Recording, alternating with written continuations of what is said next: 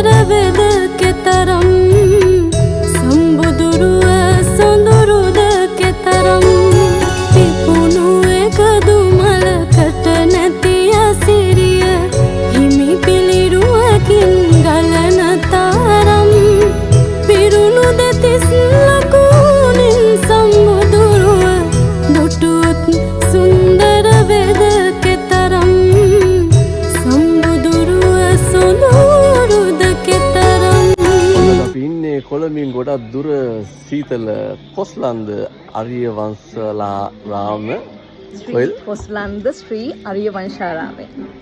ශ්‍රී අරියවංශාරාමය අද අපි 8 බුද්ධ ප්‍රතිමා වහන්සේලා තැන්පත් කළා. අද දවස් තමයි අපි ඩෝරින් පුෂ්පපාර කළේ. ඔව් ඇත්තටම ගොඩක් සතුටුයි. මම මාස කීපයකට කලින් තමයි අයියත් එක්ක කතා කරන්න ගත්තේ. හේතුව මම අයියගේ පේජ් එක ෆලෝ කරනවා. දවසේ හැම දවසකම වගේ අලුත් ස්ටෝරි එකක් තියෙනවා. මට මේ වැඩේට අයියව ඕනම වුණා. ඒ නිසා කලින්ම කතා කරලා මගේ ඩේට් එක arrange කරගත්තා. හරිම ෆ්ලෙක්සිබල්, හරිම ආසාවෙන් අපිත් එක්ක හරිම ෆ්‍රෙන්ඩ්ලි මේ වැඩේ කරා. ගොඩාක් සතුටුයි. හිත ගොඩාක් සතුටින් පිරීලා. ඉතින් ගොඩක් පිං. වෙන කියන්න වචන නැහැ. ගොඩාක් පිං. බන අසනාය වඩනා මොහොතක වේවා